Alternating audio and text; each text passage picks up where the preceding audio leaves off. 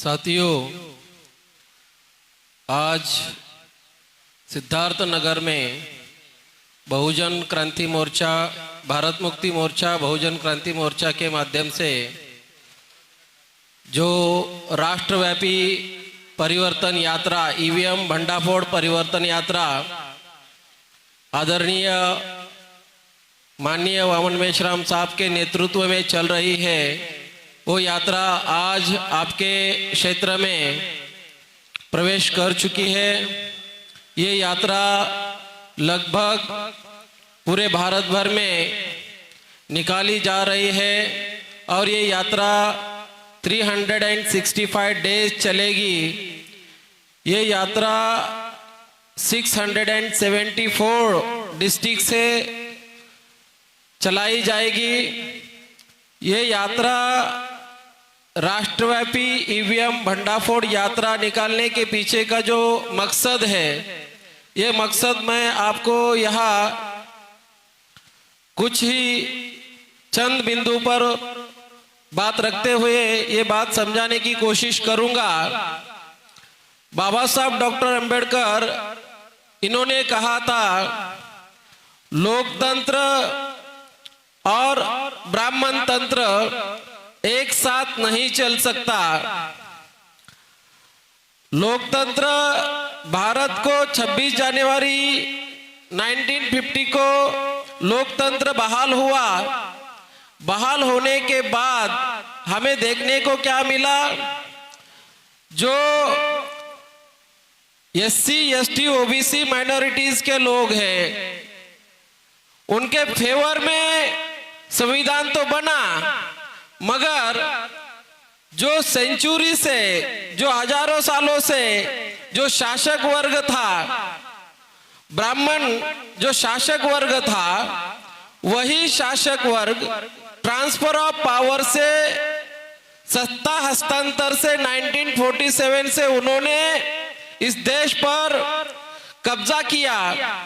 कब्जा करने के बाद क्या हुआ, जुडिशरी, मीडिया, पार्लियामेंट, एडमिनिस्ट्रेशन, कार्यपालिका, न्यायपालिका, इसके ऊपर ब्राह्मणों का पूरी तरह से कब्जा हुआ। जो बात बाबा साहब डॉक्टर अंबेडकर बोल रहे थे कि लोकतंत्र और जो ब्राह्मण तंत्र है ये एक साथ नहीं चल सकता, लेकिन हमें देखने को क्या मिला, 1952 के बाद हमें ये देखने को मिला कि मनी माफिया मीडिया के माध्यम से ब्राह्मणों ने इस देश को कब्जा किया, कंट्रोल किया, शासन सत्ता पर कब्जा किया, कंट्रोल किया। और ये कब्जा 1989 तक बरकरार रहा।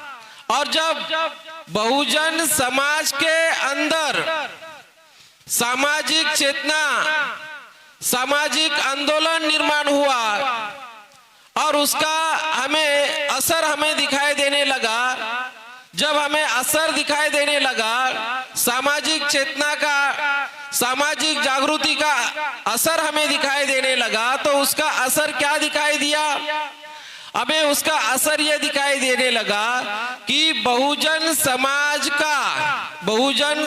मूल निवासी बहुजन समाज निर्माण होने की प्रक्रिया इंडिया में शुरू हुई। जो आंदोलन उभर रहा था भारत में, और उस आंदोलन का नतीजा ये हो रहा था कि बहुजन समाज निर्माण होने की प्रक्रिया जो शुरू हुई थी, उससे क्या हुआ, उसका असर एक राजनीतिक लेवल पर हमें दिखाई देता है, और दूसरा असर हमें राष्ट्रीय लेवल का, हमारे एससी एसटी ओबीसी माइनॉरिटीज के लोगों के अंदर राष्ट्रीय नेतृत्व निर्माण होने में इसका असर हमें दिखाई देता है। जो अल्पसंख्यक है, ब्राह्मण इस देश का शासक है, ब्राह्मण बाय डीएनए यूरेशियन है, ब्राह्मण बाहर से आया हुआ बहुत पुराना शासक है, और अल्पसंख्याक है। ब्राह्मण 2000 साल पहले भी अल्पसंख्याक था, आज भी अल्पसंख्याक है। और अल्पसंख्याक लोग बहुसंख्याक लोगों पर, बहुजन लोगों पर राज नहीं कर सकते। मगर आज भी ब्राह्मणों का रूल, आज भी ब्राह्मणों का राज इस देश पर कायम है। और वो राज कायम है, इसका अगर कारण कुछ है तो कारण आज के तारीख में क्या है? वो लोग मनी माफिया मीडिया के माध्यम से ये कब्जा बरकरार रखा। हमें देखने को ये मिला 1989 से 2004 के बीच हमें ये देखने को मिला, सामाजिक आंदोलन का असर हमें देखने को ये मिला कि इंडिया में पॉलिटिकल लेवल पर अगर हम देखते हैं तो पॉलिटिकल लेवल पर हमें अस्थिरता नजर आती है। 2004 तक इंडिया में अस्थिरता निर्माण हुई। इसका एक अगर कारण कोई है तो सामाजिक जो आंदोलन और राजकीय चेतना, और उसका असर क्या हुआ था? राष्ट्रीय लेवल पर हमारे समाज में एक राष्ट्रीय नेतृत्व निर्माण होने की प्रक्रिया, एससी एसटी ओबीसी माइनॉरिटीज के अंदर राष्ट्रीय लेवल पर नेतृत्व निर्माण होने की प्रक्रिया शुरू हो चुकी थी। सामाजिक बदलाव की प्रक्रिया शुरू हो चुकी थी। और इसका सबसे महत्वपूर्ण पहलू क्या था?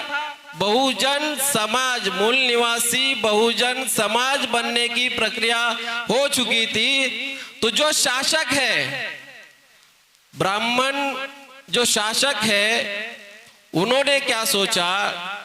शासक लोगों को ये लगा कि अगर ये लोग आने वाले समय में ये लोग अगर अपोजिशन में रहेंगे, अगर ये लोग रूलिंग में आएंगे या रूलिंग में आएंगे अपोजिशन में आएंगे तो 3-3.5% लोगों का क्या होगा?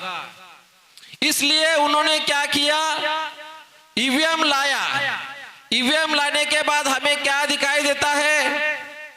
ईवीएम लाने के बाद हमें सबसे पहले 2004 के लोकसभा चुनाव में सबसे पहले कांग्रेस ने फायदा उठाया। घोटाला करके चुनाव में, लोकसभा के चुनाव में घोटाला करके सबसे पहले फायदा कांग्रेस ने उठाया। 2009 में दूसरी बार कांग्रेस ने फायदा उठाया। जो 3%, 3.5% ब्राह्मणों की पार्टियां है, जो दल है,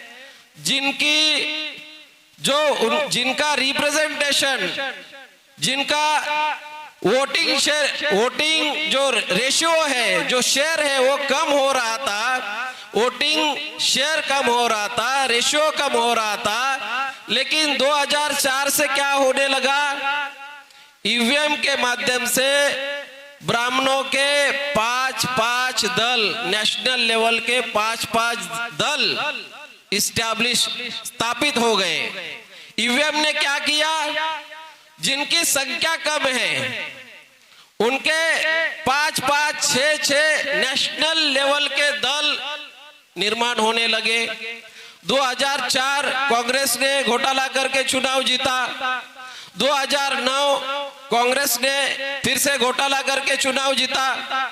2014 को बीजेपी को कांग्रेस ने ही सीक्रेट डील के तहत, गुप्त समझौता के तहत बीजेपी को चुनाव जितवाया। 2019 में भी बीजेपी ने चुनाव जीता। अभी ये सारा आपके सामने है। ये इतना बड़ा घोटाला है। 8 अक्टूबर 2013 का जो जजमेंट है, सुप्रीम कोर्ट ने सुब्रमण्यम स्वामी के केस में जो जजमेंट दिया, वो जजमेंट क्या है? 8 अक्टूबर 2013 को जो जजमेंट दिया, उसमें ये कहा गया, without VVPAT free fair and transparent election can not possible.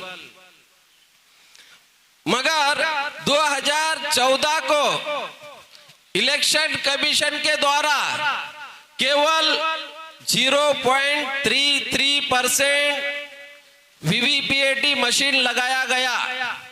इसका मतलब 99.67% वीवीपीएटी मशीन लगाया नहीं गया। अभी आपको इसका अंदाजा आ सकता है कि 2004 में वीवीपीएटी मशीन नहीं लगाया था, क्योंकि उसके विरोध में सुप्रीम कोर्ट में मामला नहीं था। 2009 में वीवीपीएटी मशीन लगाया नहीं था। इसका मतलब क्या होता है, जो जजमेंट अगर आप पढ़ेंगे, जजमेंट की एक लाइन अगर आपको समझ में आएगी, without VVPAT free fair and transparent election can not possible. VVPAT के बिना चुनाव फ्री फेयर एंड ट्रांसपेरेंट संभव नहीं है। अभी 2004 में नहीं लगाया, 2009 में नहीं लगाया, इसका मतलब क्या हुआ, घोटाला हुआ। 2014 में लगाया, कितना लगाया, केवल 0.33% लगाया, इसका मतलब घोटाला हुआ।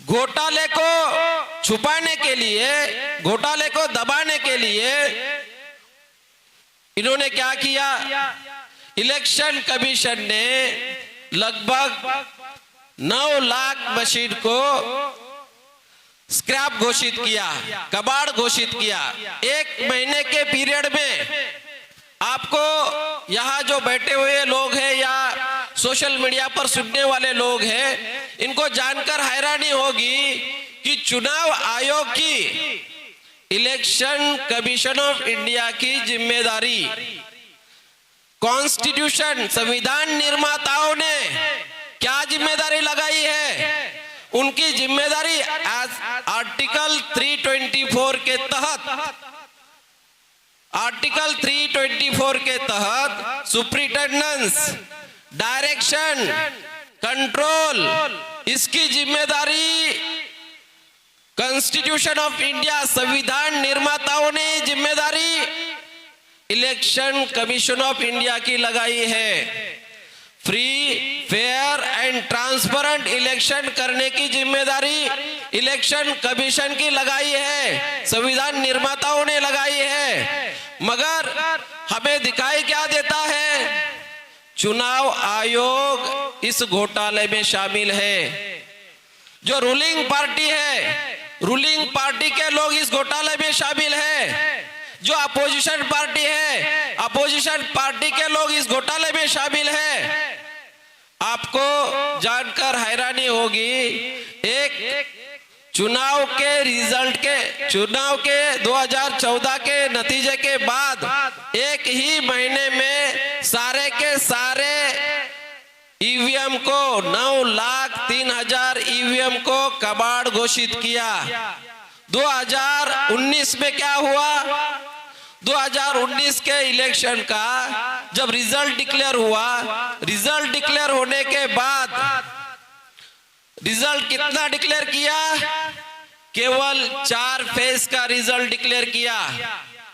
7 फेज में चुनाव हुआ, मगर रिजल्ट डिक्लेयर कितना किया, केवल 4 फेज का रिजल्ट डिक्लेयर किया। कितना किया, 373 सीट का, उसमें भी 220 सीट्स, 220 सीट्स पर ज्यादा वोट, पोल वोट से ज्यादा वोट 220 सीट पर, 153 सीट्स पर कम वोट। ये सारा घोटाला दबाने के लिए केवल 7 फेज का रिजल्ट पब्लिश करना चाहिए था, केवल 4 फेज का रिजल्ट पब्लिश किया।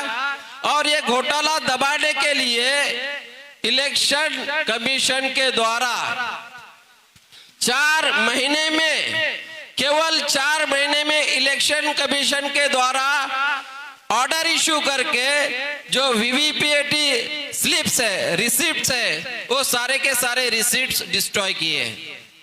तो आपको अंदाजा आ सकता है कि इसमें चुनाव आयोग किस तरह से धोखाधड़ी में शामिल है, विरोधी पार्टी किस तरह से शामिल है, रूलिंग पार्टी किस तरह से शामिल है। तो ये जो धोखाधड़ी हो रही है, ये धोखाधड़ी को एक्सपोज करने का काम आज के तारीख में केवल और केवल आदरणीय वामन मेश्राम साहब कर रहे हैं। इस धोखाधड़ी को एक्सपोज करने का काम केवल और केवल आज के तारीख में वामन मेश्राम साहब कर रहे हैं। तो हमें क्या करना होगा?